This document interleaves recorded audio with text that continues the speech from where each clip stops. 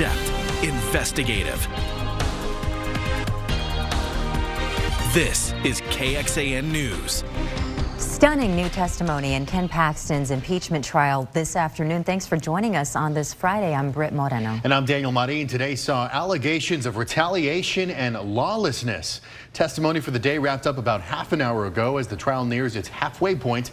Let's go live to KXAN's Ryan Chandler. Ryan.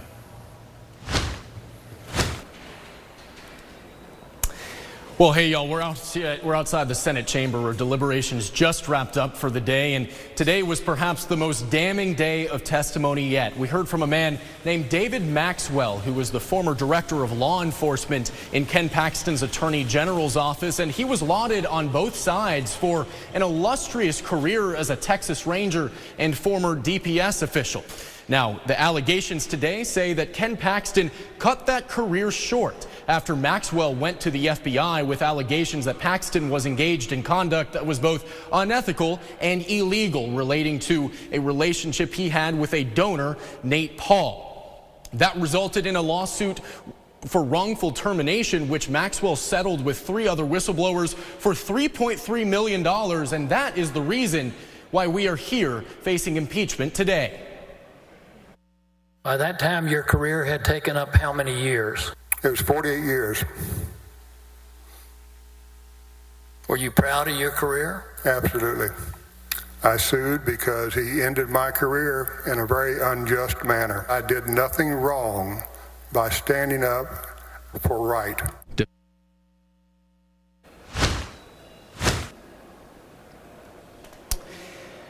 Now, the defense pushed back on those allegations, pointing to transcripts of conversations that Maxwell had with that campaign donor to Paxton, Nate Paul, making the assertion that Paul never asked the Attorney General's office to commit any crimes. They wrapped up about 30 minutes ago, and they'll be back for more testimony on Monday at 9 in the morning. We'll bring you the latest then. Britt, Daniel. Okay, a quick weekend and then we're back. Don't forget, we are live streaming the trial in its entirety. Click on KXAN Live under the news tab at KXAN.com. The Liberty Hill police officer who Texas DPS says shot and killed 21-year-old Jackson Lieber in January will not face criminal charges and is back on the job. The police department's internal investigation completed in July found Officer Esteban Gomez Sanchez did not violate any department policies, and a grand jury issued a no bill the month before. DPS says Lieber crashed on a ranch road, wandered onto private property, and got into a fight with the people who live there. DPS says Lieber then fought with the officer, though the agency hasn't said whether Lieber had a weapon. Lieber's family has filed a lawsuit. Their attorney says the trial is set for December of next year. Your Austin Energy bill is going to be a little bit more expensive next month. Austin Energy says there will be a 5% increase to its power supply adjustment starting October 1st, and this impact will be less than $2 per month for the typical residential customer.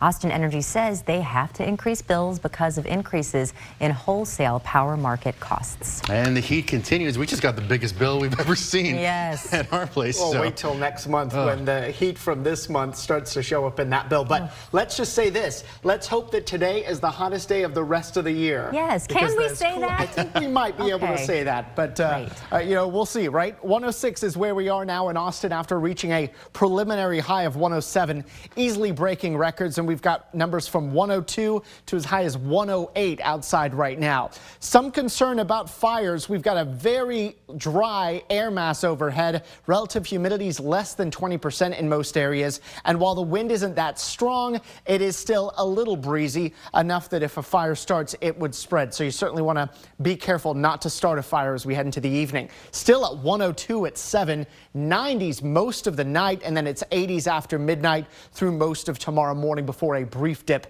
into the 70s. Coming up in first warning weather, storms return tomorrow. We'll time those out. We'll show you when it's wettest next week, and those highs dropping below 100. All right, Nick, thank you very much. Some surprising revelations after a judge ordered the release of the report by the grand jury that indicted former President Trump and 18 others in Georgia. Grand jurors also recommended indicting 21 other people who were ultimately not indicted or charged. NBC's Alice Barr reports. In Georgia today, a previously secret report was released showing that a special grand jury in Fulton County recommended indicting 21 additional people in the state election interference case against former President Trump and his already 18 co-defendants. Among those 21 new names that the district attorney chose not to charge, South Carolina Senator Lindsey Graham, a Trump ally. I voted to certify the election. To suggest I'm part of some grand scheme to overturn the election makes no sense. Georgia's Republican Secretary of State has said that Senator Graham suggested the secretary had the authority to reject certain absentee ballots, making him feel pressured. Senator Graham today refuting that, insisting he simply wanted clarity about the state's process before voting to certify the election. I asked him questions about the mail-in voting process. I never asked him to set aside ballots or anything else. The newly revealed names come after a judge ordered the release of a report summarizing the findings of the special grand jury that investigated Mr. Trump and his allies' efforts to overturn Georgia's 2020 election results. Also named but never charged, former Georgia Senators David Perdue and Kelly Loeffler. The grand jury makes decisions perhaps about who they can indict, who they believe that there is sufficient evidence for, and then it's really up to the prosecutor to exercise her discretion to make a decision as to who they should indict. Former President Trump on social media blasting the grand jury report, saying, quote, they wanted to indict anybody who happened to be breathing at the time. He denies any wrongdoing. In Washington, Alice Barr, NBC News. Going in depth, new polling by the Texas Politics Project at UT Austin measures the context of attitudes toward Donald Trump. When asked, do you think Joe Biden legitimately won the 2020 presidential election, 56% of respondents said yes, 35% said no, 9% were unsure. Among Republicans, 21% say they believe Joe Biden legitimately won the 2020 election. 93% of Democrats believe Biden's win was legitimate. And this Sunday, Meet the Press with Chuck Todd will air an exclusive one-on-one interview with California Governor Gavin Newsom in Chuck Todd's final broadcast as moderator. It's a wide-ranging sit-down with the governor, who many consider a possible future Democratic presidential candidate. They'll also dig into the role of Californians in nation's politics and the elusive proposed debate between Newsom and Florida Governor Ron DeSantis. You can catch the interview and Chuck's final broadcast of his 9-year tenure this Sunday at 9 a.m. on KXAN. And right before Meet the Press, you can watch State of Texas. Josh Hinkle, Monica Madden, and Will Dupree will recap what happened this week in Ken Paxton's impeachment trial. They'll also break down the border buoy battle and talk about the new laws in place following KXAN investigations. That's this Sunday at 8:30 a.m. right here on KXAN. Coming up, the manhunt for a Pennsylvania murderer continues into its 9th day. But this isn't the first time an inmate has escaped from that prison. Plus, how you can help the Travis County Sheriff's Office find out who killed a woman in North Austin. And football season is in full swing. What's ahead for games under Friday night's lights? Now to a story getting more intense by the day. It's been more than a week since a convicted killer escaped a Pennsylvania prison. And now one of that state's top botanical gardens has been closed indefinitely after reports he may have been once again spotted on the property last night. Now this video shows Danilo Cavalcante's escape from the Chester County prison, scaling the wall. The prison's acting warden says that earlier this year, another inmate escaped the yard in the same way. Extra razor wire was added after that incident. The prison guard working at the time, an 18-year veteran, has been fired because of this. Now, Cavalcante was convicted last month of first-degree murder for stabbing his girlfriend to death. He also killed someone in Brazil. Multiple law enforcement agencies are searching a farm and surrounding area today, and residents there are growing frustrated, saying that they're scared and disappointed that he hasn't been found yet. The Travis County Sheriff's Office is investigating a homicide after a woman in North Austin was found dead in a home there. Investigators say they got a call around 5:20 last night for a welfare check for a woman on West Wells Branch Parkway off of I-35. When they arrived, they found that woman dead with, quote, obvious injuries. Now, they say they believe this is an isolated incident, but they're asking people to call the tip line number on your screen if you have any information. We're working to learn more. We'll let you know if we find out anything. Today just completely smashed the record high from this day. We got to 107. That's the preliminary high. The previous record of 102 from back in 2019. This also puts today as one of the hottest September days on record. Only 3 other days, all in the year 2000, had hotter days in September than today. We'll show you the numbers coming down, the rain chances going up, all things you'll like to see in First Warning Weather.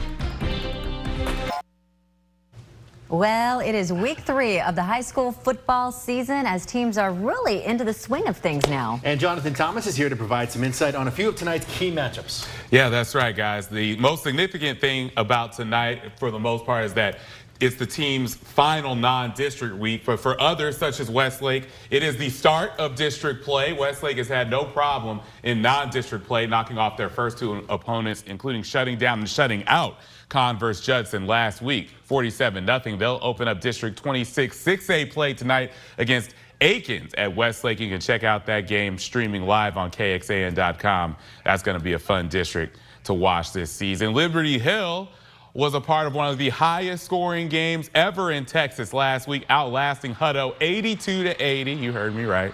The Panthers continue non-district play against Georgetown tonight. Both the Eagles and Panthers sport 1-1 records heading into the matchup. Georgetown is coming off a loss to Vista Ridge. Highlights of those games and more tonight on game night. Kickoff of that game, though, is set for 7 o'clock. And we're already in week 2 of the college football season. Texas and Alabama, that is a matchup Big 12 and SEC fans have been waiting for.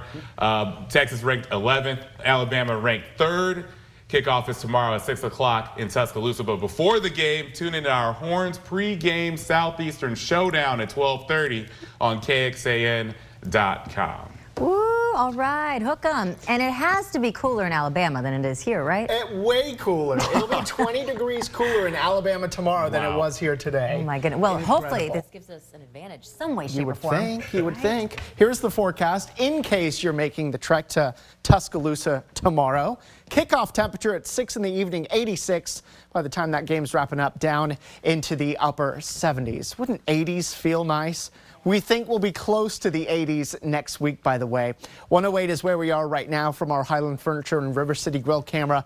Looking over Marble Falls there with the sunshine around. Plenty of clear skies this evening. Some patches of clouds come in for tomorrow morning. This is how I expect you start your Saturday morning in the upper 70s.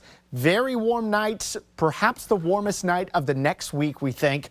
But still another hot day ahead of us here Saturday. Middle and upper 90s by the middle of the day, and highs coming in around 105 tomorrow afternoon. That's only 2 degrees cooler than today, but it does begin a cooling trend for us. Sunday morning's temperatures, couple of degrees cooler than Saturday morning. See what I'm getting at? The mornings get cooler, the afternoons get cooler. We're heading in the right direction. Middle and upper 70s, upper 90s, I should say, by noon on Sunday. Highs coming in around 100 or 101 Sunday afternoon. What's happening statewide now? Some storms to the east of us. Our high-resolution computer model gives a very slight chance, say that Fayette or Lee County could feel a few drops out of these as they move well to our east for the most part. Generally, it's a dry night. Some patches of clouds to begin your Saturday morning. A lot of sun here tomorrow before our storm chances pick up, and that happens mid to late afternoon and into the early evening. We think starting in the hill country, but then some of these storms heading for the metro as we get past about 5, 6, 7 o'clock in the evening.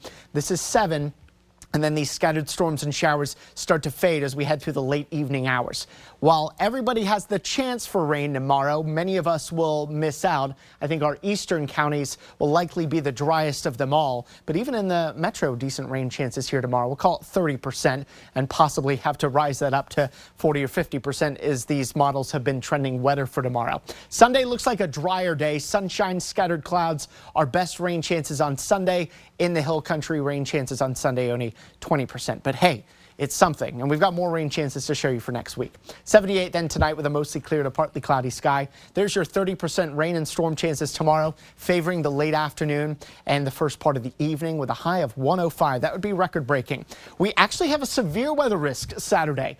The entire area under a marginal level 1 out of 5 severe weather threat for damaging winds tomorrow. So make sure you have a place to get indoors if those storms pop up near you. Slightly lower rain chances Sunday, Monday. Then they start to pick up up Tuesday. Wettest days appear to be Wednesday into Thursday now, with those rain chances starting to drop off next Friday. But the estimates on rainfall keep going up. For many of us, 3/4 of an inch to 1.5 inches of rain. Some spots as much as 2. There'll no doubt be some localized, even higher amounts than that, depending on where some of the storms and downpours set up. And then we also get relief from the heat, of course. 3 more days of triple digits, then it's 90s starting Tuesday, low 90s Wednesday, Thursday, and Friday. We haven't been as cool as the low 90s since the first week of June. We'll take it. All right, well, coming up, sometimes there's nothing better than some natural sunlight to wake us up in the morning, but some UT students living off of campus don't have windows to do that because of a loophole in code. The idea to close that loophole and open a window. Tonight on News Nation, Geraldo, Cuomo, live tonight. I really believe that you are the personification of television. One-on-one with all the day's hottest headlines. Tonight on Cuomo. Is an impeachment actually good for President Biden politically? And why the New York Times staff refuses to return to the office? Plus, the media's obsession with Burning Man. Dan and his all-star panel are going all in. Tonight on Dan Abrams Live. To find News Nation, go to joinnn.com. Right now for us, tracking Hurricane Lee and the impact it's already having as we head toward the weekend. We'll have the latest models, and we hear from the U.S. Tennis Association about security after that protest delay during the U.S. Open on Nightly News. Well, you may not want to open a window right now because of the summer heat, but we're learning that many UT students living in West Campus wouldn't be able to even if they wanted to. And that's because there's a loophole in city code that doesn't require developers to put windows in some apartment units.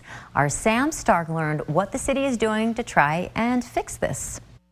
You might consider having a window in your room or apartment a necessity, but for some UT students living in West Campus and beyond, it's a luxury. It's just a horrible thing. Juan Miro is an Austin architect and UT professor.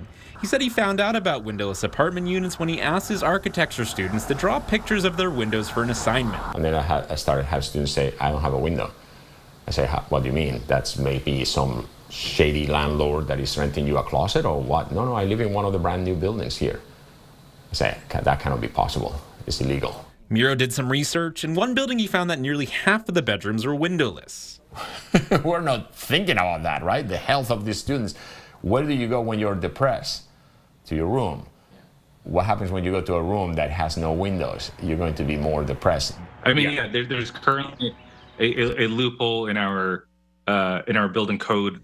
Councilmember Kadri is bringing a resolution to the city council to hopefully close that loophole and open up some walls. But I think the important thing is that we are in office and we are a dais that will make sure that these issues that have often been ignored are no longer ignored, and we're going to do something about it. Professor Miro is happy City Council is taking this up now, but wants to know about the places already built. Who's going to pay? Who's going to end up in the windowless rooms when the building has some windows? The people that can pay are going to have a window, beautiful window in the corner of the top floor. Sam Stark, KXAN News. Councilmember Kadri tells us he will bring a resolution to the September 14th council meeting to look for solutions in closing the building code loophole. And going in depth, UT Austin has the highest bed count in the nation for student housing projects currently under construction. That's according to an April report from real estate company Berkadia. It shows a UT at the top with 5,500 total beds. That's nearly double the next school on the list, the University of Wisconsin at Madison. Schools in Maryland, Florida, and Georgia round out the top 5. Coming up tonight on KXAN, it's America's Got Talent at 7, then Dateline at 9, and after that, we'll be back with KXAN News at 10.